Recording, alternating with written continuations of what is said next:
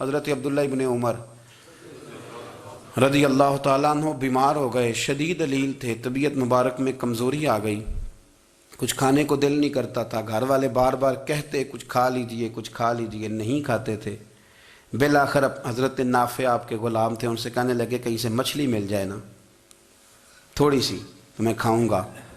تو کہتے ہیں میں سارے مدینے میں ڈھونڈتا رہا، مچھلی نہ ملی، اگلے دن بھی ڈھونڈی تو نہ ملی، تیسرے دن بھی ڈھونڈی تو نہ ملی، تو فرمانے لگے یار بس چھوٹی سی خواہش ہے، کوئی فرض نہیں ملتی تو رہنے دے۔ کہتے ہیں چوتھے دن مچھلی مل گئی، میں 1.5 دینار کی مچھلی لایا، لا کے حضرت عبداللہ ابن عمر رضی اللہ تعالیٰ عنہ کے سامنے جو مچھلی رکھی تو آپ نے لقمہ روٹی کا توڑا تھا، مچھلی کو لگانے لگے کہ دروازے پہ فقیر نے آ کے آواز دی کچھ کھانے کو دو۔ تو حضرت عبداللہ ابن عمر نے روک لیا اور ہنسے۔ کئی دفعہ دے ہم بھی دیتے ہیں پر ہمارا چہرہ دیکھنے والا ہوتا ہے، اتنے ہم غصے میں ہوتے ہیں، دے دیتے ہیں، لیکن جو سلوٹیں ہوتی ہیں نا چہرے والی وہ گنی نہیں جاتی۔ ہنسے، فرمایا دیکھو میرا اللہ کتنا کریم ہے، وہ مجھے بچانا چاہتا ہے، اٹھا بار دیا جا کے۔ تو خادم اب حکم کا پابند تھا، وہ لیت اللہ تو کر نہیں سکتا تھا، وہ گیا اور جا کے دے آیا۔ فقیر جب سارے محلے سے آٹا اکٹھا کر لیتے ہیں تو پھر ایک جگہ جا کے بیچتے بھی ہیں۔ دے آیا، وہ 2 گلیاں آگے گزرا تو میں پیچھے دوڑا گیا، میں نے کہا سچ بتا کھانی ہے کہ بیچنی ہے؟ وہ کہنے لگا جو بھی سبب لگ جائے کر جاؤں گا، آپ نے دے جو دی ہے۔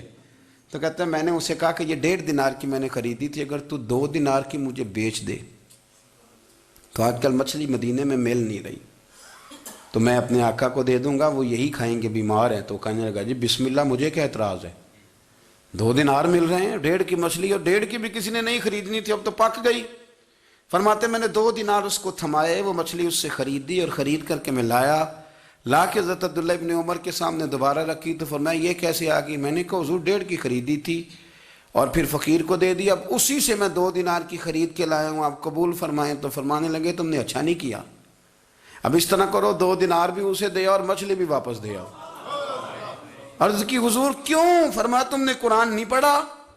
حضور پڑھا ہے۔ فرمایا رب فرماتا ہے لن تنالوا البر حتی تنفقوا مما تحبون، تم بھلائی کو اس وقت پہنچو گے جب اپنی پیاری چیز راہ خدا میں خرچ کرو گے۔ امام غزالی نے لکھا ہے، فرمانے لگے دیا، تو وہ حضرت نافع کہتے ہیں میں دینے گیا، دے کے واپس آیا تو کچھ پریشان تھا کیونکہ مجھے بھی 4 دن ہو گئے تھے نا تلاش کرتے، تھوڑی طبیعت میں مایوسی تھی کہ اتنی محنت سے میں نے لایا اور آپ نے واپس کر دی۔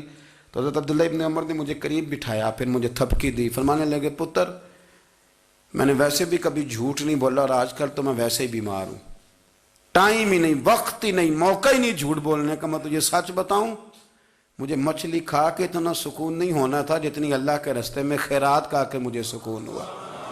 تو تجھے تو میری راحت سے غرض ہے نا کہ مجھے راحت کیسے ہوتی ہے، تو مجھے سکون ملا ہے راہ خدا میں دے، میں نفسانی خواہش پوری کر لیتا تو یہ میرا نفس کل پھر مجھ سے مچھلی مانگتا، پرسوں کہتا نہیں چھوٹے گوشت کی یخنی بھی چاہیے۔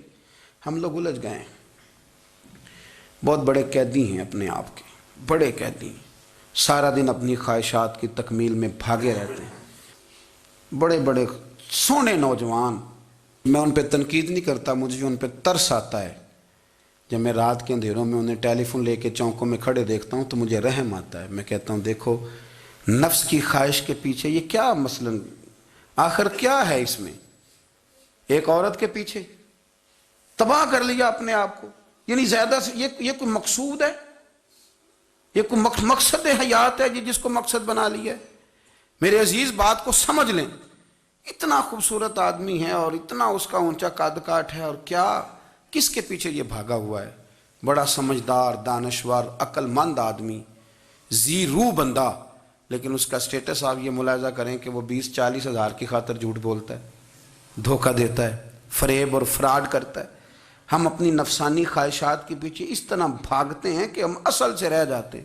میری باتوں کی سمجھ آ رہی ہے آپ حضرات؟ تھوڑا تھوڑا کر کے، ایک ایک کر کے ان کی باتیں کم مانیں۔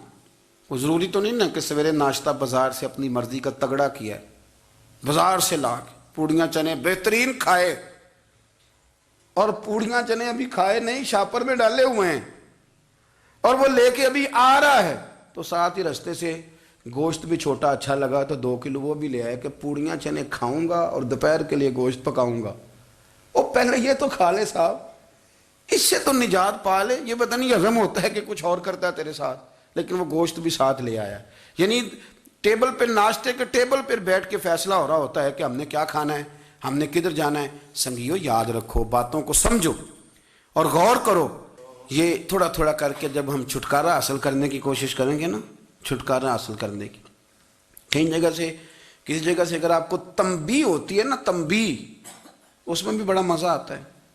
اس میں بڑا، ہمارے ایک بزرگ تھے، تو ایک دن نا میں گیا تو کہنے لگے الحمدللہ آج میں بڑے سکون میں ہوں۔ میں نے کہا جی وہ کیا ہوا؟ کہنے لگے میں اپنے آپ کو بڑا پیر صاحب سمجھنے لگ گیا تھا،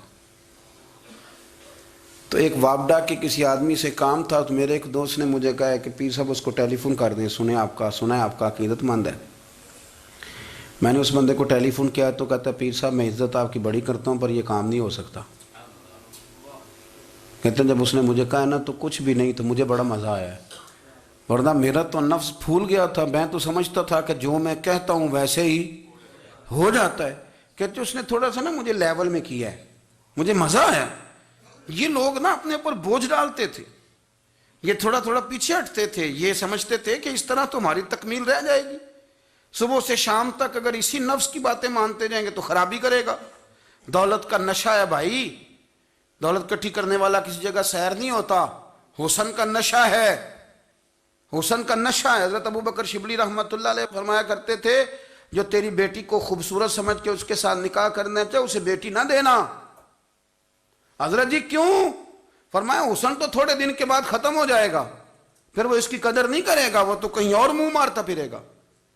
حضرت ابوبکر شبلی رحمۃ اللہ تعالی علیہ کی بیٹی خوبصورت تھی، ایک نوجوان کہنے لگا میرا نکاح کر دیں۔ آپ فرمانے لگے پتر تو 1 مہینے کے بعد آنا، کر دوں گا۔ بڑی موٹی تازی خوبصورت صاحبزادی، تو حضرت نے اسے دوائی کھلائی، اسے پخانے لگ گئے۔ جو پخانہ کرتی ایک مٹکے میں سنبھال دیتے۔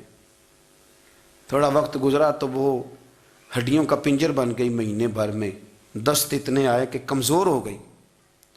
تو ابوبکر شبلی 1 مہینے کے بعد نوجوان کو بلایا، فرمایا ادھر آ تیرا نکاح کروں۔ بچی دکھائی تو وہ کمزور بستر پہ پڑی، فرمایا شادی کر۔ کہنے لگا اس سے نہیں میں نے کرنی۔ فرمایا یہ وہی ہے؟ کہنے لگا جی نہیں۔ فرمایا تو کہتا تھا مجھے عشق ہے، کدھر گیا تیرا عشق؟ کہنے لگا حضرت صاحب آپ کیسی بات کر رہے ہیں؟ فرمایا ادھر آ۔ پھر وہ مٹکا جس میں گند رکھا تھا وہاں لے گئے، فرمانے لگے تیرا اس کے ساتھ عشق تھا، یہ ہے تیرا عشق۔ فرمایا اسے تو میں 4 دن روٹی کھلاؤں گا پھر تندرست ہو جائے گی، لیکن میں دیکھنا چاہتا تھا کہ تو میری بیٹی سے پیار کرتا ہے یا اس کے چہرے پہ آنے والی کچھ وقت کے لیے سرخی سے پیار کرتا ہے، اس لالی سے پیار کرتا ہے جو جوانی کے وقت بچوں اور بچیوں پہ آتی ہے۔ کس چیز کے دل دادا؟ یعنی کیا مطلب؟ نفس کی غلامی، سراسر غلامی، اور پلٹ پلٹ کے اور بڑے بڑے سیانے بندے چھوٹی سی خواہش کے لیے۔ بڑا سمجھدار آدمی، بڑا سیانا بندہ۔ میں ایک بڑے بزرگ عالم تھے، میں ایک دفعہ ملنے گیا تو پائے پکا رہے تھے، خود پائے پکا رہے تھے، تو وہ بڑے پیار کی بات ہوتی ہے نا جی، تو تامت باندھی ہوئی اور بڑی جناب خستہ حالی، اور وہ پائے پکا رہے ہیں۔ تو میں نے ان سے کہا حضرت جی پائے تو کسی اور نے بھی پکا لینے تھے، آپ بخاری لے کے بیٹھتے، چلو میری طرح کا کوئی بندہ آپ سے استفادہ بھی کر لیتا۔ اب پائے آپ لائیں گے، پھر پکائیں گے، پھر آپ کھائیں گے، تو یہ تو 24 گھنٹے آپ کسی کام میں گزر جائیں گے۔ تو یہ ایک چھوٹی سی خواہش کے لیے، میں کسی چیز کو حرام نہیں کہہ رہا، قرآن پاک کی جو آیت پڑھی ہے صرف اس کی تفسیر آپ کے سامنے عرض کر رہا ہوں۔ ہماری خواہشات ماں پالتی ہے، آپ کو نہیں پتا کتنے دکھ سہتی ہے۔ میں ان ماؤں کو جانتا ہوں جو بیٹے کے حصوں کی مار بھی اس کے ابے سے کھاتی ہیں، مار کھاتی ہیں وہ۔ ایک خاتون ہے، ایک کان سے سنتا نہیں، میرے پاس ایک دفعہ آئی، کہنے لگی 60 لگ گئی سی، کوئی دعا کر دیں یا کوئی وظیفہ پر، ڈاکٹر کہتے ہیں ٹھیک نہیں ہو سکتے۔ میں نے کہا باجی صحیح بتاؤ مسئلہ کیا ہے؟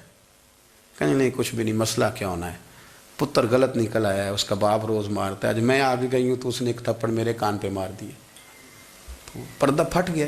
مائیں مار کھاتی ہیں، لیکن وہ پتر جس کو بڑی محنت سے پالا ہے وہ جوان ہوتا ہے تو اماں سے کہتا ہے تجھے چھوڑ دینا ہے، پر جس لڑکی سے میرا ٹیلی فون پہ رابطہ ہے اسے نہیں میں نے چھوڑنا، وہ نہیں چھوڑ سکتی، ہر شے کچل جاتا ہے وہ۔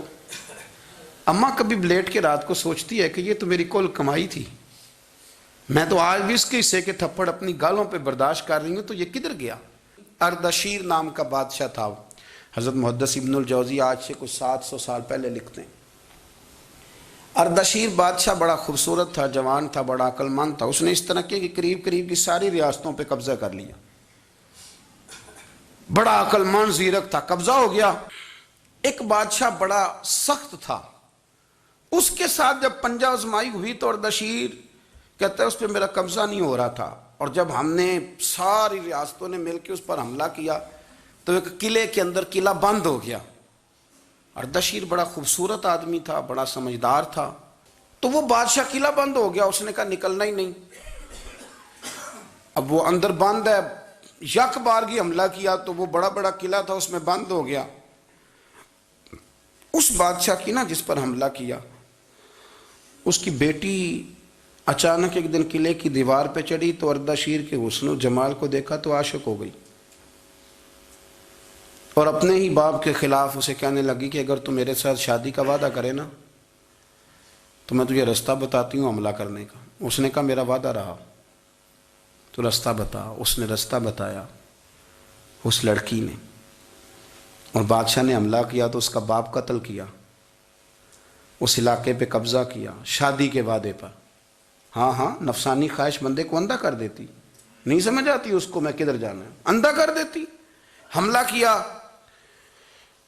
اور جب اس لڑکی کو لے کے آیا نا اپنے محل میں، تو پہلے دن شادی کی پہلی رات تھی، تو بستر بچھایا کنیز نے، تو وہ کبھی کروٹ ادھر بدلتی کبھی ادھر بدلتی، تو بادشاہ کہنے لگا کیا ہے؟ کہنے لگی بستر میں کچھ ہے، مجھے تکلیف دے رہی۔ اس نے چراغ جلائے اور جب بستر اٹھایا تو ایک اتنا سا دھاگا نکلا۔ دھاگے سے عموماً تکلیف نہیں ہوتی، تو اس نے کہا تو اتنی نرم و نازک ہے کہ دھاگا؟ کہنے لگی میرا باپ نا میرے ساتھ اتنا پیار کرتا تھا کہ روز میرا بستر بھی خود بچھاتا تھا، اور اس نے آلہ رکھا ہوا تھا، وہ ناپتا تھا کہ کوئی پایا اونچا نیچا تو نہیں، میری بیٹی کا بیلنس سوتے وقت خراب نہ ہو جائے، اور میرے لیے گوشت اور کپڑے بھی خود پسند کر کے لاتا تھا، کھانے پینے کا خود خیال کرتا تھا۔ اردشیر کہنے لگا اچھا وہ اتنا پیار کرتا تھا، اور پھر تو نے اس کے ساتھ کیا کیا؟ کہنے لگا بلاؤ کنیزوں کو بلایا، فرمایا اس کو اٹھاؤ اور جلاد کے پاس لے جاؤ، اسے کہو کہ اس کے بال ایک گھوڑے کے ساتھ باندھے، پیر دوسرے گھوڑے کے ساتھ باندھے، اور ایک گھوڑا ادھر بھگا دے، کدھر بھگا دے، یہ جس کے باپ نے اتنا پیار کیا یہ نفس کی اتنی غلام ہے کہ اس کی وفادار نہیں رہی تو میری وفادار کیسے بنے گی؟ اس نے اتنے نازوں سے پالا کہ دھاگا اسے برداشت نہیں۔ او یارو یاد رکھو، اگر نفس کی غلامی کرو اور بڑے بڑے وفاداروں کو چھوڑ کے غلامی کرو تو پھر کہو وفادار مل جائیں، کوئی بول اب لڑا نہ بول بیٹھی ہوں دے خصم ناراض بڑ بولیاں دے، کہاں سر کھائے تے بلبل ٹھنڈ پائے، بڑے فرق نہیں سجنا بولیاں دے، جڑیاں خصماں دی وچ رضا وسن، پاگ جاگ جاندے انہاں گولیاں دے، آپ ادلیاں نو سردار پین تکے تے شرما والیاں نو چوٹے ڈولیاں دے۔ اپنے نفس کے پیچھے چلو گے تو یہ تباہی ہے۔ جب ہم نے کسی سے وفا نہیں کی تو یہ کیا امید ہوئی کہ دنیا ہم سے وفا کرے گی؟ اللہ رسول کی مرضی کے مطابق اصول پسند زندگی بنائیں، ایک ایک کر کے اپنی خواہشات سے پیچھے ہٹیں، تھوڑے پہ گزارا کرنا سیکھیں، اپنے نفس کو سمجھائیں۔ ضروری نہیں کہ روٹی ہر وقت مزے کے لیے کھائی جائے، کبھی کمر سیدھی کرنے کے لیے خشک روٹی بھی کھا کے دیکھو، کبھی سادہ کھانا اس پہ بھی اکتفا کرو، کبھی تھوڑا کھا کے اچھے طریقے سے سادے کمرے میں بھی اللہ کو یاد کر کے دیکھو۔ نفس کے پیچھے نہ بھاگیے گا، تباہی کرے گا۔ رب کریم سمجھنے کی توفیق رفیق عطا کرے۔